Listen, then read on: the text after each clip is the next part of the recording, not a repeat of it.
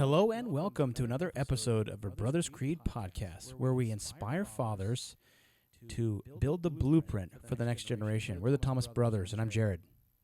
And I'm Ethan. And today we have a guest on the podcast named Danny Goldberg. And he has a really interesting story, and we talk through his career. So he is a workplace culture care expert. So he connects with corporations, both large and small, to kind of help build out their culture. And he mainly does it through talking about leadership and how leaders can create a better culture, a place where people want to be, and a place where people can feel happy. And so we really kind of talk through this strategy of what he does. And then he gets a little personal, and he shares some things with us about the loss of both his father and his mother before he turned 25. And it really kind of give him a perspective on just kind of life in general, and never taking what you have for granted. Everything has an end to it. And so his website, DannyGoldbergSpeaks.com, he is there and is able to kind of really kind of teach what he preaches, and building a better place to be. And we on the podcast try to kind of apply that to the family. And it was really interesting how closely the workplace and the family was related. You know, how can we make our kids and our spouse feel like they truly have a part and a say and a culture in the family? And so it's an awesome conversation, and you guys will really enjoy this one. Let's dig in. Do not go gentle into that good night. Old age should burn and rave at close of day. You should be a monster, an absolute monster, and then you should learn how to control it. No retreat, no surrender. You can't conceive of what I'm capable of! There is no tomorrow! There is no tomorrow! What we do in life, that goes in eternity.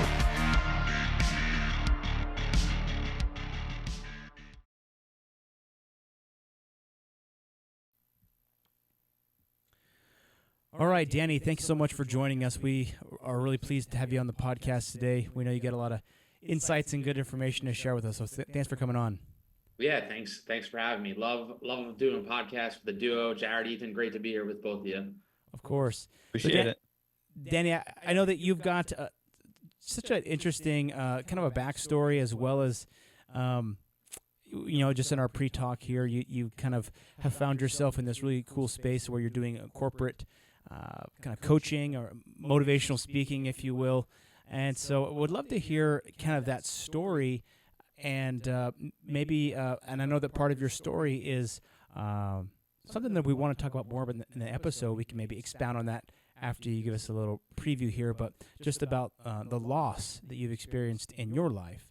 And so maybe that will be a second question we can address later in the podcast. But if you could just give us a little more background on you and where you've come from and where you are now. Yeah, absolutely. So little background on me. Today, I'm a workplace care catalyst. I go in and work with leadership teams, helping them understand what I call the new rules to effectively lead with care, to drive greater levels of engagement, retention, performance, commitment, and ultimately greater levels of happiness and fulfillment for all those that they serve. What led me here is a lifetime of experiences and multi-decade long story of living my life, loss, love, and a bit more, which I'm sure we'll get into on this episode today. Excellent. Just quick, so a question, maybe we can dive a little bit more into what you're doing now. So you're doing, it's interesting the way that you talk about the work that you do now, and that you work with companies who care about their employees, or who at least want to care about their employees. I feel like the narrative online nowadays, at least, is that companies don't care about you, and that in many ways it's the most impersonal that possibly the relationship with employee and employer it has ever been.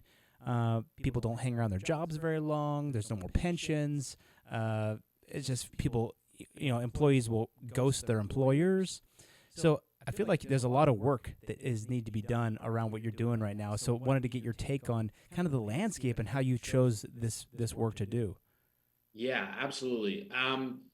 It's definitely an interesting time. And I mean, especially over the last several years, so much has changed so quickly with emerging technologies like AI and with hybrid and remote work here to stay. I mean, it's crazy to think that 3, 4, or 5 years ago, hybrid remote was never a thing, right? So the workplace has changed, I think, more rapidly than ever before. And truly, I believe understanding how to, as the world continues to become increasingly complex, I think companies' advantage in ultimately hiring, retaining, and engaging top talent is going to be understanding how to bring a human side to the workplace. So that's what I'm trying to teach them. And regarding the landscape, certainly, you'll read plenty of stories of people, organizations, leaders that drop the ball, that don't do the human thing, that let their people down, and the ripple effect of that. And you'll certainly see that publicized. And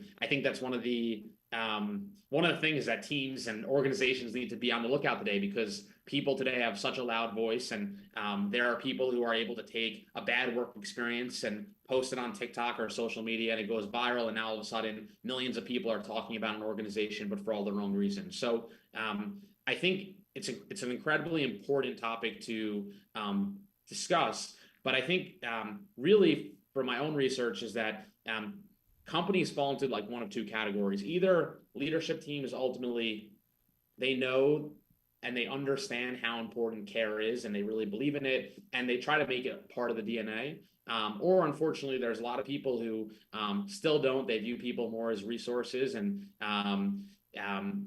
see people as kind of more like a commoditized resource, and looking for someone to get the job done. And that's it. And I think ultimately those organizations and those leaders who view people that way are going to struggle, not necessarily short term, but certainly midterm and long term, in winning in the future of work. So it's definitely been an interesting journey in helping both leaders on either side and organizations on either end of that spectrum.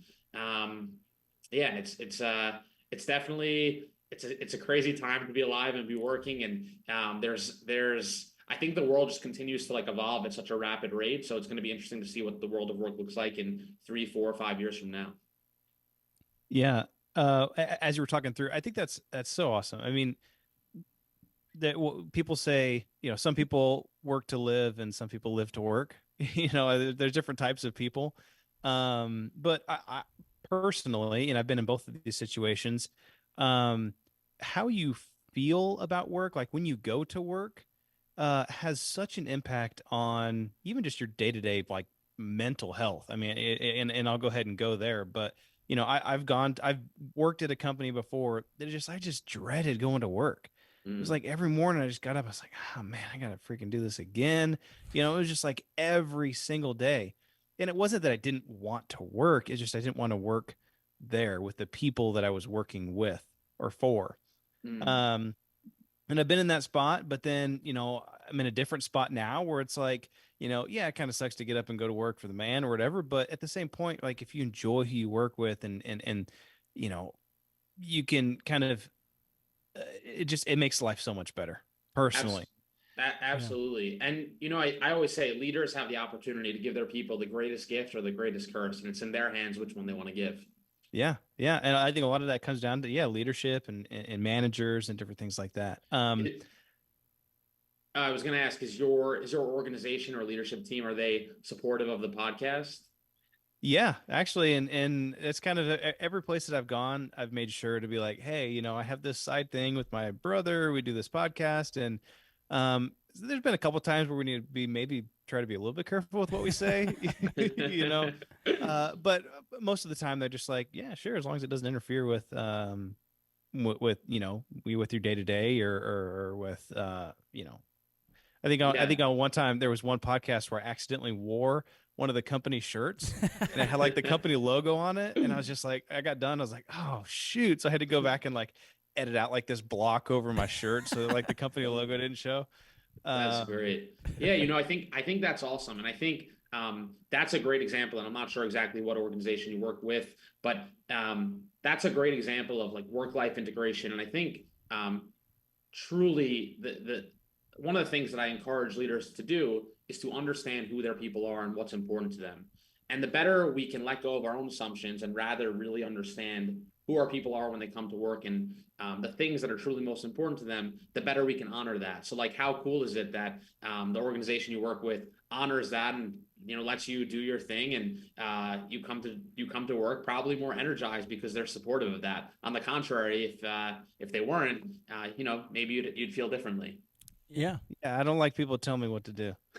I don't think anyone does. Yeah. But so just to piggyback off that real quick, I don't know what if you kind of stick to certain industries or whatnot, but I would be curious to see if there are certain industries, certain types of companies, organizations, or maybe, industry or a size of a company that you feel are kind of better or worse at kind of creating this culture.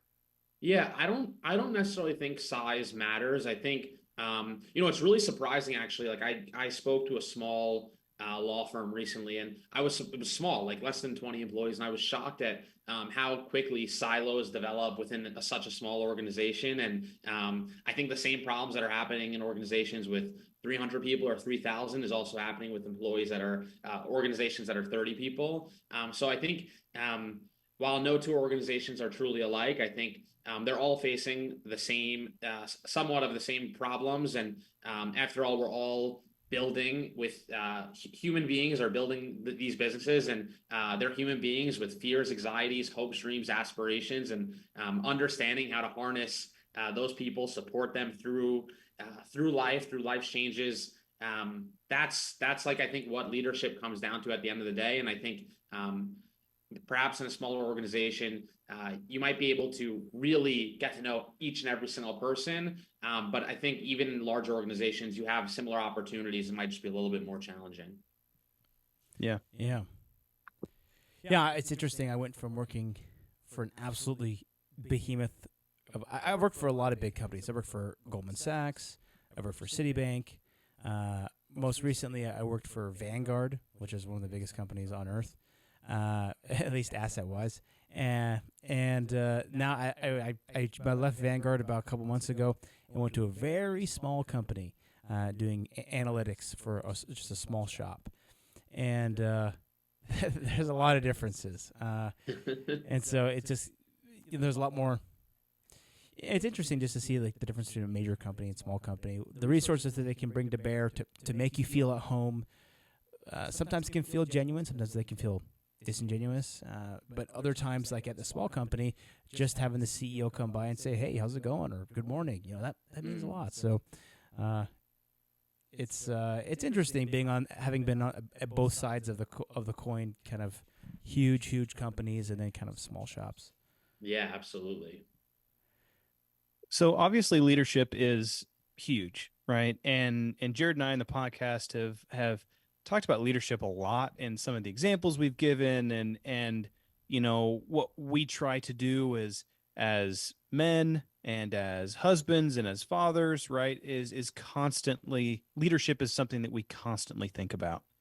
Are there any, like, in your presentations or your experience, your interactions with different companies and things like that, are there certain key, and I'm going to put you on the spot here, we didn't actually ask this question, so I'll just preface with that, but are there certain like types of leaders or like certain things that leaders do that kind of stand out to you that is like, oh man, this organization has a really good, whether culture or feeling or is an awesome place to work because this leader does this, or because this leader acts this way or has this quality? Yeah. So in the context of my body of work and like what I study, which is connection, belonging, and ultimately care, I see leaders do three things extremely well. Number one is build a safe environment. So they create a safe space for their employees where they know where when people come to work, they know they're safe in their role.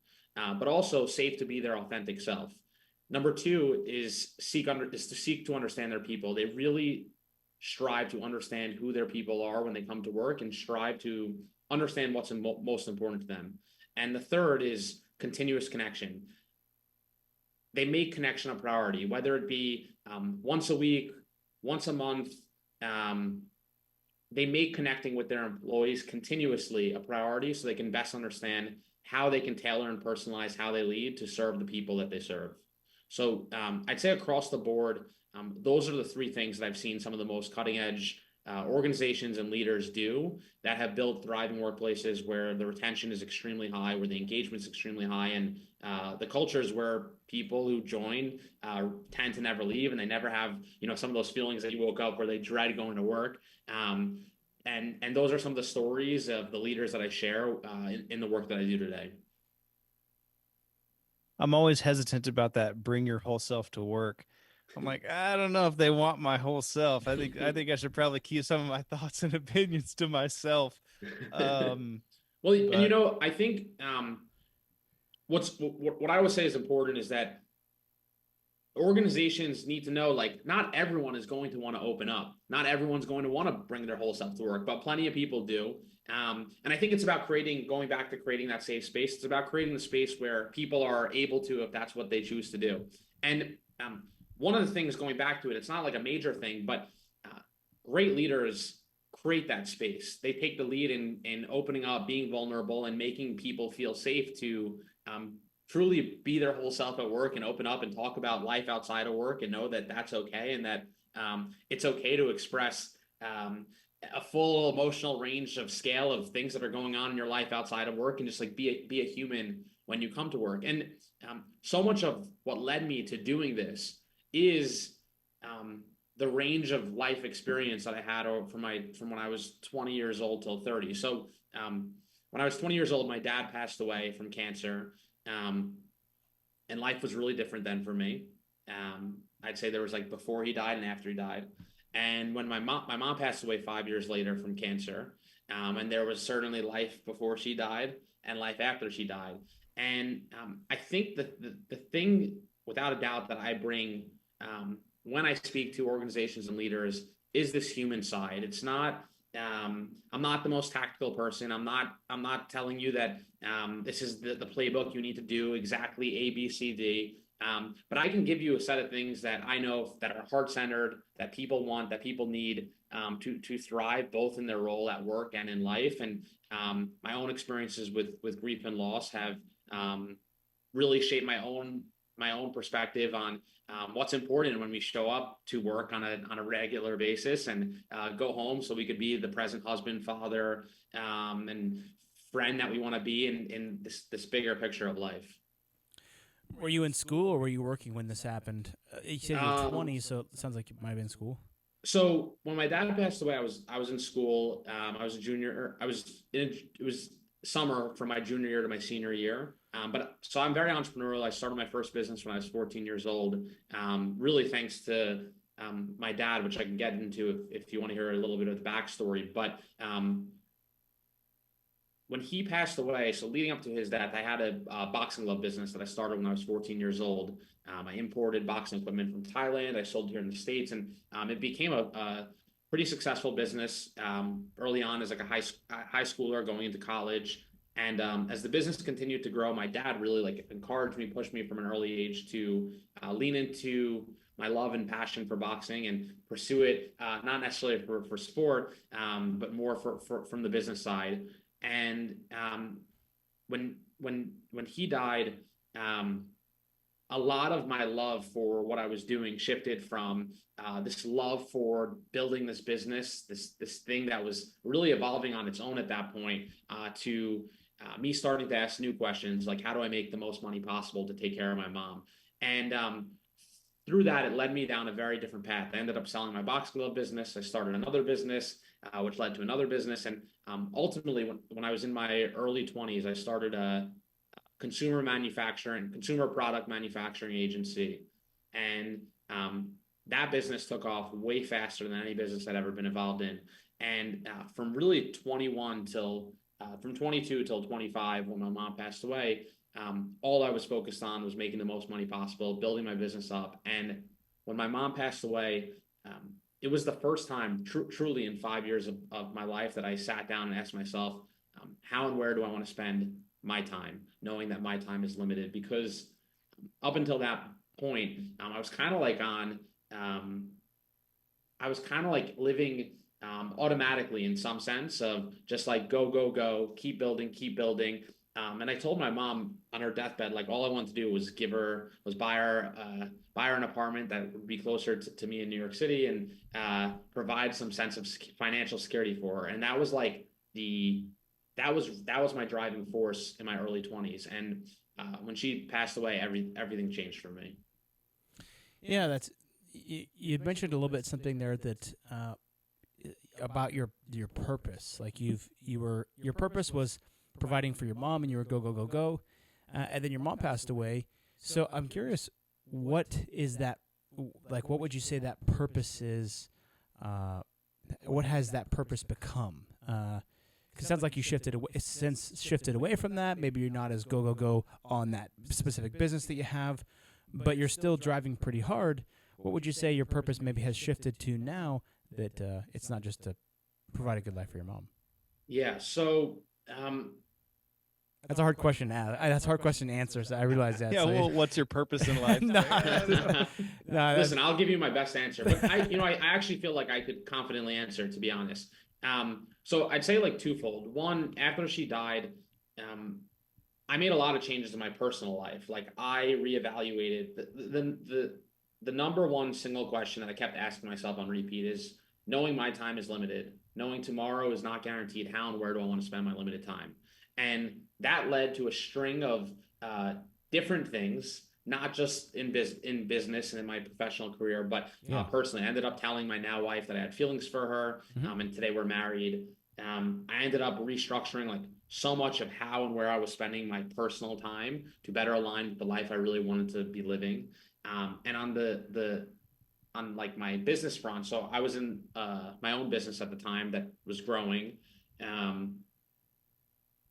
I started to have the feeling like this isn't the work that I really want to be doing.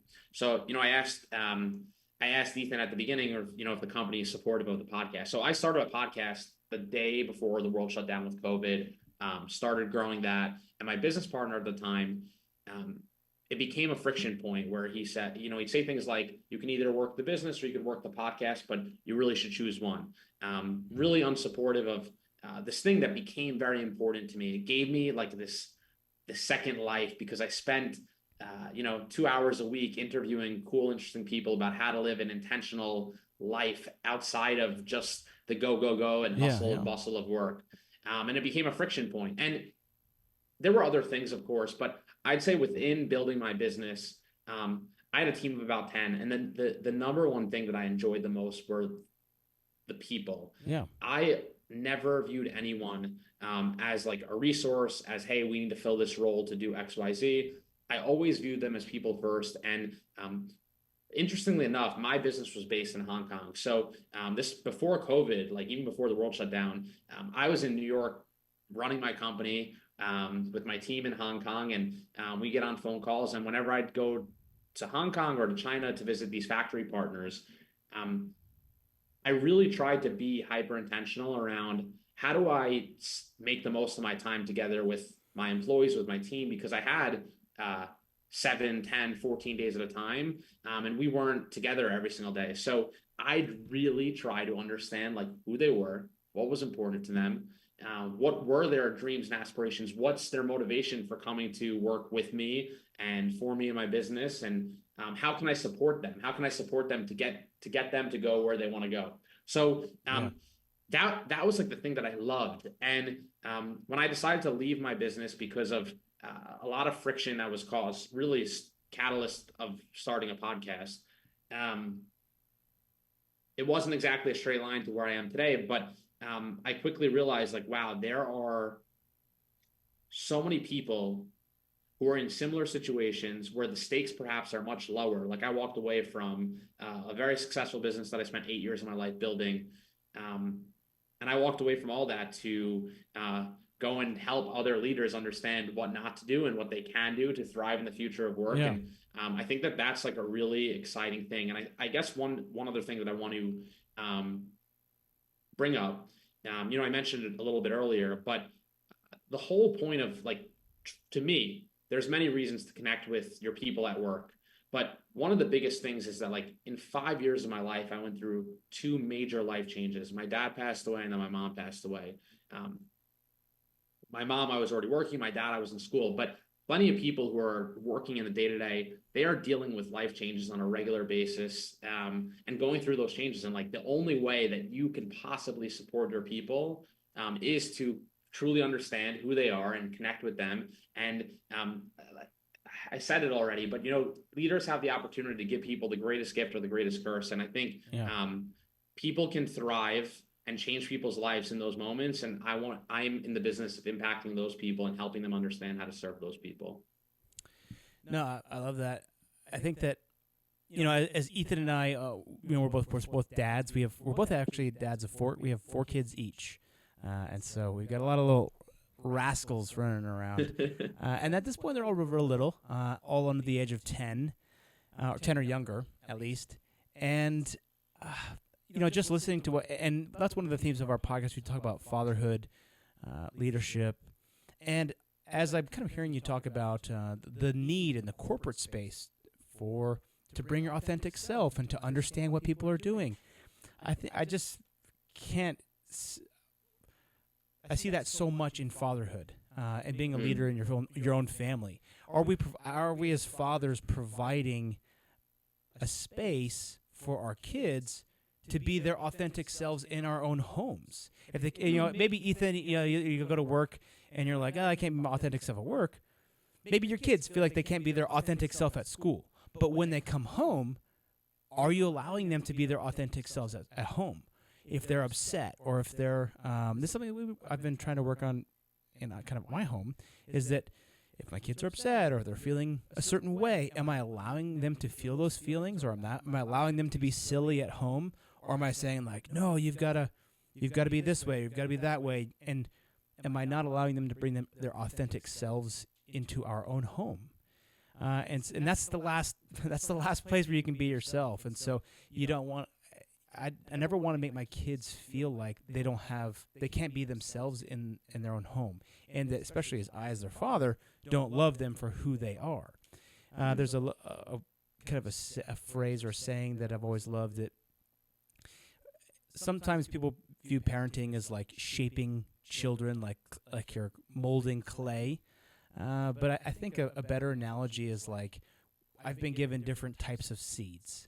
I view each of my children as a seed. Now, they could be different. One could be an oak tree. One could be a pine tree. One could be a palmetto tree.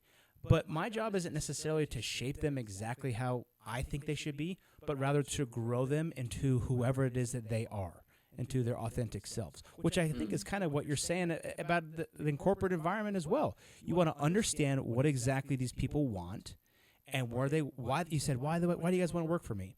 What is it that you want in life? How can I help you get there? What do you want to be in your career? So it's kind of that same exact thing, but as fathers and mothers as well, how can we help our kids grow into themselves and discover who their authentic selves are, so they're not just pretending all the time to be something or to fit a mold that you've cast for them?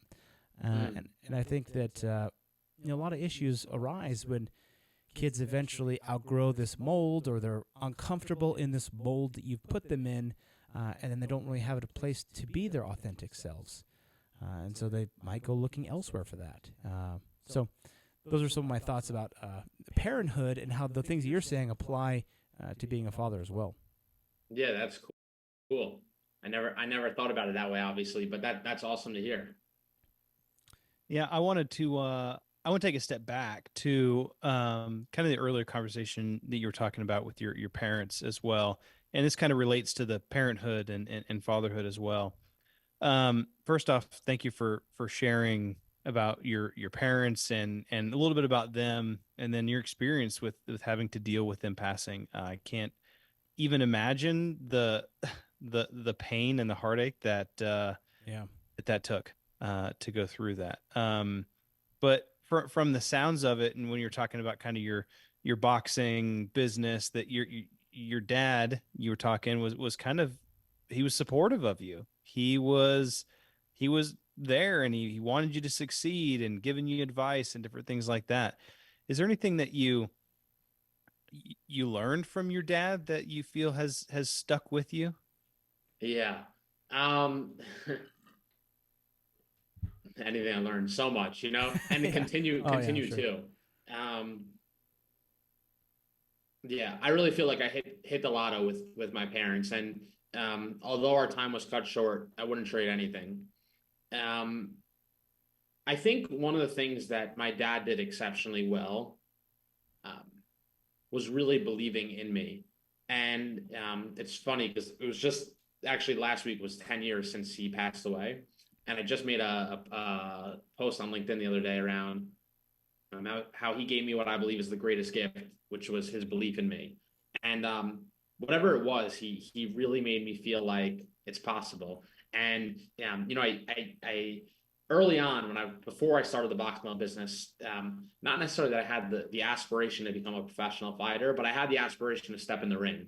And he believed in me. He said, go and do it and put your heart into it and make it happen. And I had a couple amateur kickboxing fights as like a teen, which was uh, exciting beyond belief. Um, and that later turned into him channeling my energy in a different direction, which was more the business sense. But once I started that, our bond like grew tenfold because when we weren't talking about the fights that were on Saturday night, we hang out talking about the business, how to grow the business, what's next. And one of the things that's really cool about just like the way that he supported me was that it was never like he told me you must do this or you should do this. Once the business was kind of operational, it was maybe try that out, see what happens. It was very experimental and figure it out, like be curious and see what you can make happen. And there was never anything um, that was too far out of reach. And I'll give you a perfect example. At the time, a boxer that I loved that was up and coming from Brooklyn, his name was Dimitri Salita, and he's still a friend today. He was on the rise. On the rise, he was a top contender. He fought for a world title, and I wanted him to wear my gloves. I had no idea. Like I was 14 years old at the time. No idea how to get in touch with him, how to find him, all those things. And as a 14-year-old, I figured out like where he was, who to speak to, and I ended up finding him. And I reached out to him to do like the first photo shoot in our boxing gloves. And whatever price they came back, I was like, dude, I'm a 14-year-old kid. I don't have that type of money. And we ended up talking, and he ended up agreeing to do it for like a couple $100s. And it's a perfect example where like my dad wasn't like, oh, that's far fetched or that's not going to be possible. What are you, crazy? He was supportive and just like he really believed, go and figure this thing out. And that's really what my life was like from like 14 to 20 until he passed away. Oh, that's cool. It's a cool story. Yeah. Yeah, and I'm still Dimitri's still today he's still like a close friend. And it's like, oh, we shared a lot of fun experiences after that. That's cool. That's awesome. Yeah, so I think just to answer your question, like really as a when I look at a parent or my dad specifically, he just gave me this like this belief, and I don't know if anyone like since he's died has given me like similar, maybe my wife, but like there's nothing like a parent's love in terms of really believing in their children, and I really felt like that carried me then and continues to like carry with me today. Yeah, that's awesome. Thank you for sharing that. That's a person that you want to look up to just in general as a father, like be supportive and the different interests and things, and believe in your kids when they say that they're interested or they want to try something. Yeah, that's awesome. And I'm not a parent yet. I mentioned I just have one beautiful golden retriever, but I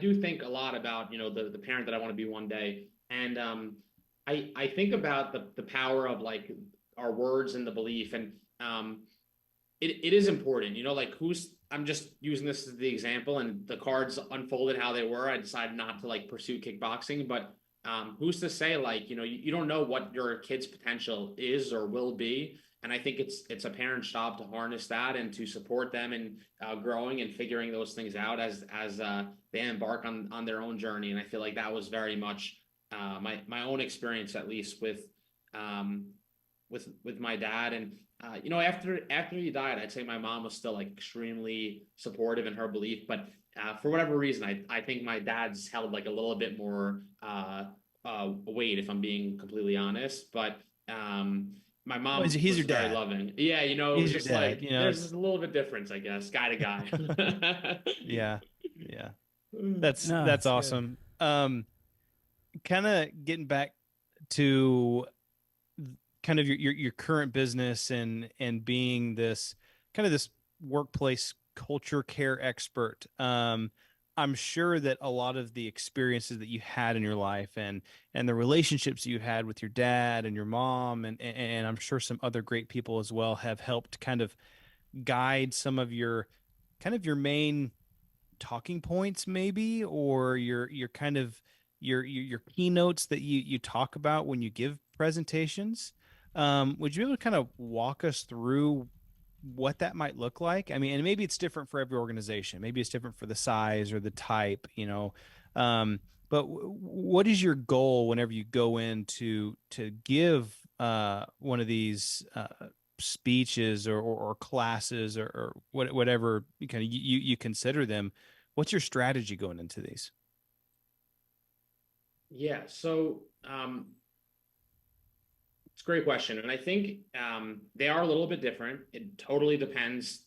It's not necessarily my goal. It's more the goal of the client and those that are hiring me and those that I'm serving. It totally depends on what they're hoping to achieve and what they're looking to accomplish in hiring me and bringing an outside speaker and expert to their workplace.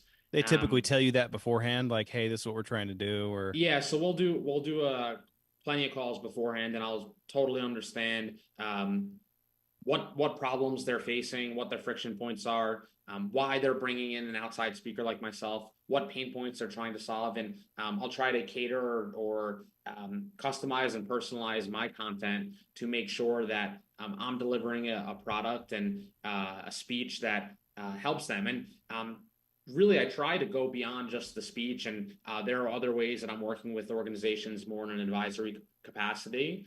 So it doesn't just end with the 45-minute keynote or 60-minute keynote, but typically in a 60-minute keynote, I'd say I look as I look at my own job as more creating a spark. Like I'm trying to create a flame of what's possible for those organizations and give them a framework that they can take after the keynote and apply it in their organizations. But I give them stories where and true stories, true experiences that have taken place to really help them understand what's possible and the infinite ROI of care and what can become. If they take the framework that I give them and apply it in their workplace, and I show them with those stories, what can unfold when they do that. But I look at as like a 45-minute keynote. Your job is to go in and get people to think, feel, and ultimately act differently. yeah, interesting. It's hard to change people's behavior.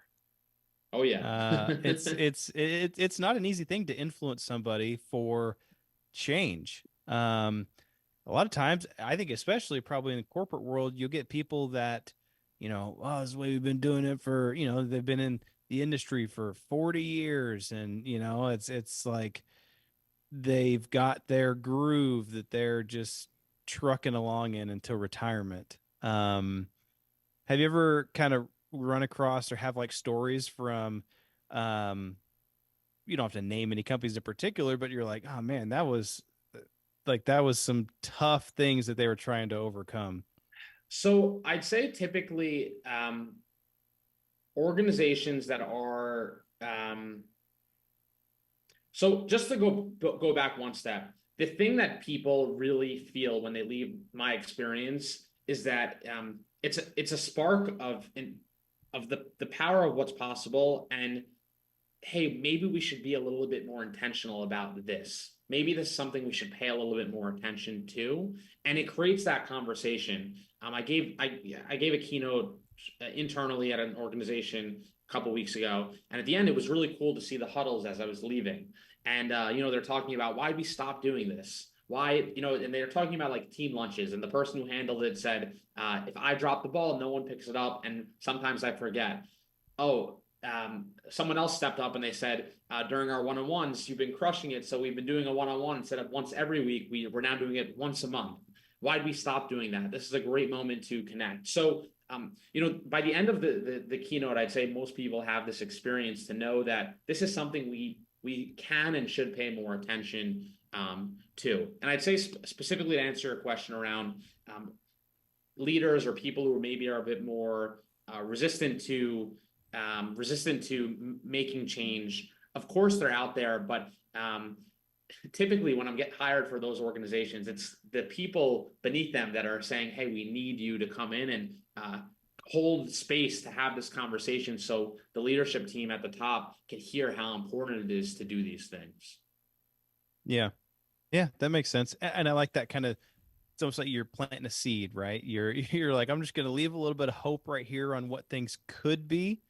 And then I'm going to back off, right? And kind of let things resolve themselves to a certain extent. Because there's lots of people that have some great ideas, and sometimes they just a little shy to say them.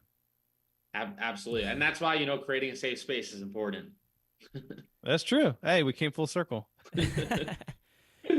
No, yeah, I think that I've seen a lot of kind of both situations. I mean, I've worked for several big companies where we've had a lot of, kind of corporate speakers come in and kind of talk. And some companies I've worked for, they have a huge holiday party every year, and they have Halloween parties, and they have, kids come to the office and trick or treat through the office. And then I've had other companies where I'm like, do you guys do like a Christmas party or anything? And they're like, nah, it's not in the budget, or we're not interested.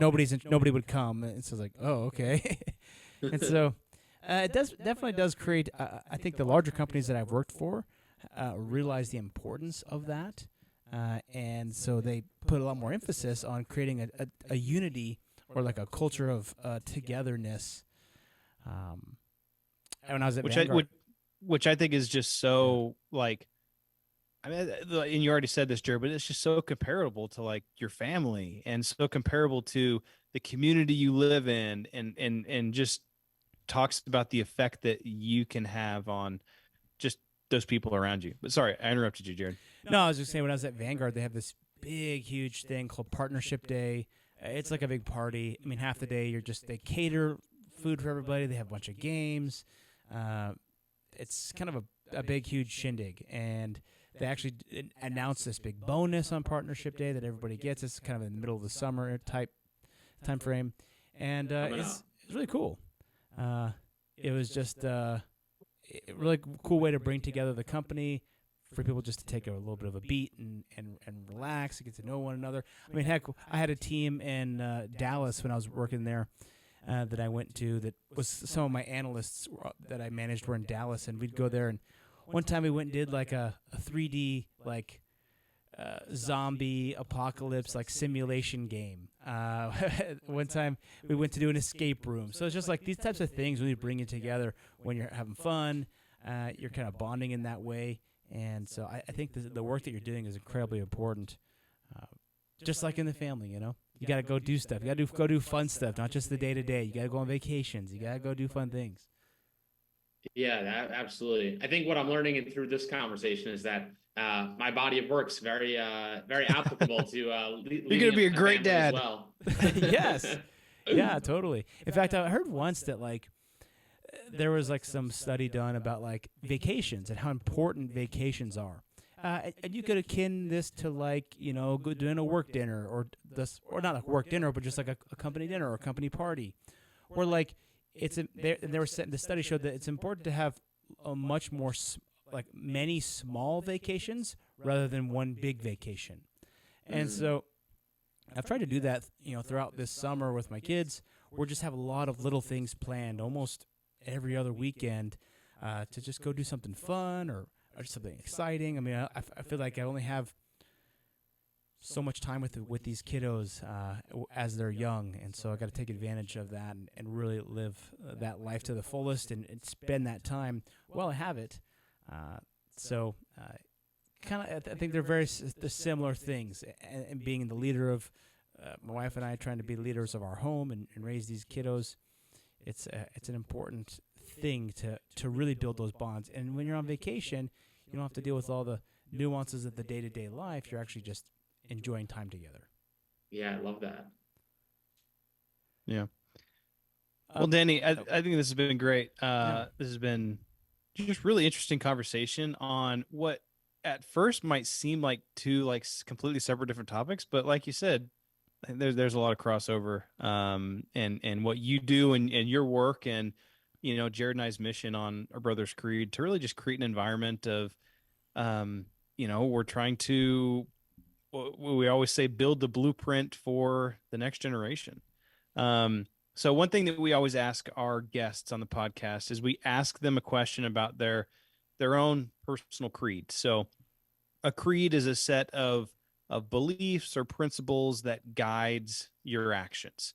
And this could be like a mantra or a quote or a scripture or life advice that you got one time or whatever it might be. But we wonder if you'd be willing to share a bit of your personal creed with us. What guides Danny? What makes you you? Yeah, absolutely. I said it earlier, but knowing your time is limited, how and where do you want to spend your limited time? I think that's probably one of the single greatest questions we should all ask ourselves multiple times in our life.